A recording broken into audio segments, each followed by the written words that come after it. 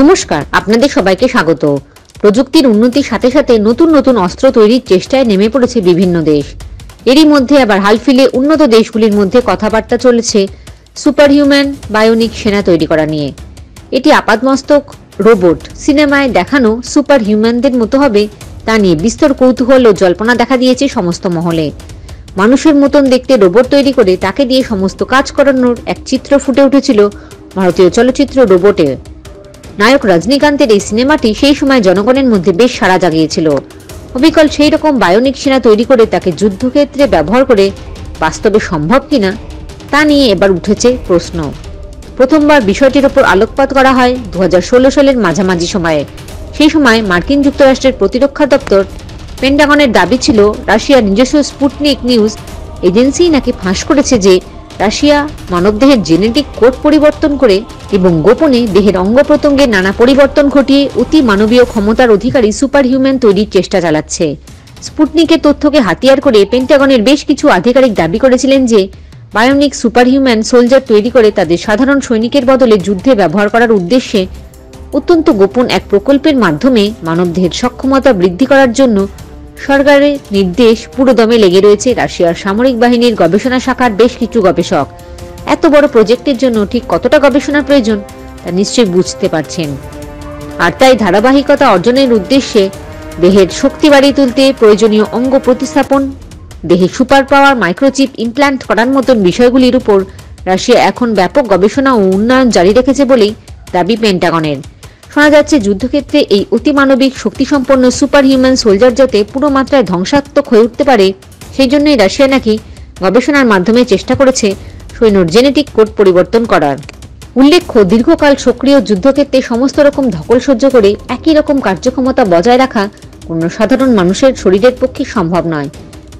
তাই সেনা যাতে কার্যক্ষমতা না হারায় এবং ধকল সহজে সহ্য করার উপযোগী হয়ে উঠতে পারে সেই জন্য নানা ধরনের স্টেরয়েড এবং উদ্দীপক ওষুধ নিয়ে গোপনে রাশিয়ার বিজ্ঞানীরা গবেষণা চালাচ্ছে বলেন দাবি পেন্টাগনের কর্মকর্তাদের।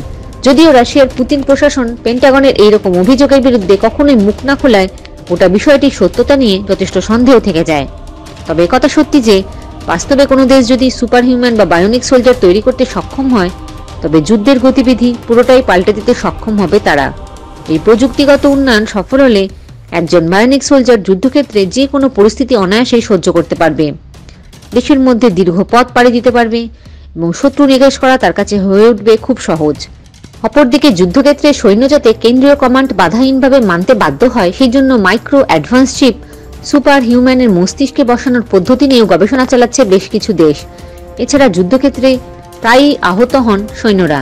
এইরকম পরিস্থিতিতে কোনো রকম চিকিৎসকের সাহায্য ছাড়াই সৈন্য যাতে নিজেই নিজের ক্ষত সারিয়ে তুলতে পারে সেই লক্ষ্য নানা রকম আণুবীক্ষণিক প্রযুক্তি ব্যবস্থায় প্রয়োগ করার চেষ্টা চলেছে। এই প্রযুক্তির মাধ্যমে সেনার দেহে বসিয়ে দেওয়া হবে কাঙ্ক্ষিত চিপস সহ অতি ক্ষুদ্র যান্ত্রিক ডিভাইস এবং সেনার দেহকে সুপার হিউম্যানের আকার দিতে আরও শক্তিশালী করার জন্য দেহে বসানো হবে বহির্কঙ্কাল বা এক্সো স্কেলেটন সিস্টেম। এছাড়াও বায়োনিক সোলজারের হাত পা বাহুতে যোগ করা হবে অত্যন্ত শক্তিশালী যান্ত্রিক হাত, পা কিংবা বাহু সহ আরও নানা ধরনের বহির্কাঠামো বা বাড়তি দেহ কাঠামো। এর ফলে বায়োনিক সেনা চাইলেই যুদ্ধক্ষেত্রে তার হাত পা ব্যবহার করে সহজেই তার শত্রুকে পরাস্ত করতে সক্ষম হবে। একই সাথে একজন বায়োনিক সেনা যাতে তার বাড়তি দেহ কাঠামো ইচ্ছামতো এবং প্রয়োজন মাফিক নাড়াতে বা ব্যবহার করতে পারে তারা ব্যবস্থা করবে এই আণুবীক্ষণিক এবং উচ্চ প্রযুক্তির ডিভাইস। আসলে হলিউড সিনেমার এক্সম্যান বা আয়রন ম্যানের মতন যে সমস্ত শক্তিশালী সুপার হিউম্যানদের দেখে আমরা অভ্যস্ত, অদূর ভবিষ্যতে গবেষণার মাধ্যমে ঠিক সেই রকম হিউম্যান সেনা তৈরি করা হয়তো সত্যি সম্ভব হয়ে উঠতে পারে। বর্তমানে গোটা বিষয়টিকে কল্পবিজ্ঞান বলে মনে হলেও ভবিষ্যতে হয়তো একদিন সম্ভব হবে রাশিয়ান সুপার হিউম্যান তৈরি করা। অপরদিকে রাশিয়ার উপর কড়া নজরদারি চালালেও মার্কিন যুক্তরাষ্ট্র নিজেও কিন্তু এই বিষয়ে পিছিয়ে নেই। গোপন গবেষণাগারে মার্কিন সরকারের defence advance research project agency বা ডারপা এই সুপার হিউম্যান সোলজার তৈরির গবেষণার বৈধতা পেতে সরকারের সবুজ সংকেতের অপেক্ষায় রয়েছে।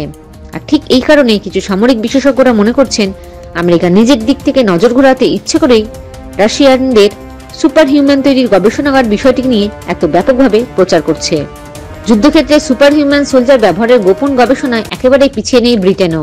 আগামী 30 বছরের মধ্যে ব্রিটিশ প্রতিরক্ষা মন্ত্রণালয় যে যুদ্ধক্ষেত্রে অতি মানবিক ক্ষমতাসম্পন্ন সুপার হিউম্যান বায়োনিক সোলজারের সক্ষমতা যাচাইয়ের চেষ্টা করবে, সেটাও 2015-16 সালে ফাঁস হওয়া এক গোপন নথিতে জানা গিয়েছিল। অপরদিকে মার্কিন যুক্তরাষ্ট্রের ডেইলি মেইলে 2017 সালে রাশিয়ার প্রেসিডেন্ট ভ্লাদিমির পুতিন আমেরিকার বিরুদ্ধে অভিযোগ তোলেন। তার অভিযোগ ছিল, মানবদেহের জেনেটিক কোড পরিবর্তনের এক ভয়ঙ্কর খেলায় মেতে উঠেছে মার্কিন যুক্তরাষ্ট্রের বেশ কিছু ডিফেন্স ডেভেলপমেন্ট ফার্ম। পিছিয়ে নেই চীনও। কোনো রকম লুকোছাপা না করেই 2020 সালের শেষের দিকে চীন ঘোষণা করেছে যে বিশেষ ক্ষমতাসম্পন্ন সেনা বা সুপার সোলজার বানানোর কাজ শুরু করে দিয়েছে তারা। চীনের এই ঘোষণার পরে ফ্রান্সও তাদের সৈন্যদের শারীরিক সক্ষমতা, দক্ষতা বাড়ানোর গবেষণা শুরু করে দিয়েছে। এইসব সেনারা ক্লান্ত না হয়ে ঘন্টার পর ঘন্টা দ্রুত দৌড়াতে পারবে, পাবে না খিদেও, আবার সর্বক্ষণ শত্রুপক্ষের সাথে লড়াইও করতে পারবে। ইতিমধ্যে এই ধরনের এক প্রজাতি হোমো রোবোকোপাস এর নাম ও আন্তর্জাতিক গণমাধ্যমে বেরিয়েছিল। আগামী সময়ে যুদ্ধে আরো অনেক পরিবর্তন আসতে চলেছে, হয়তো আমরা সেটা এখন কল্পনাও করতে পারবো না। জয় হিন্দ, জয় জওয়ান, জয় কিষান।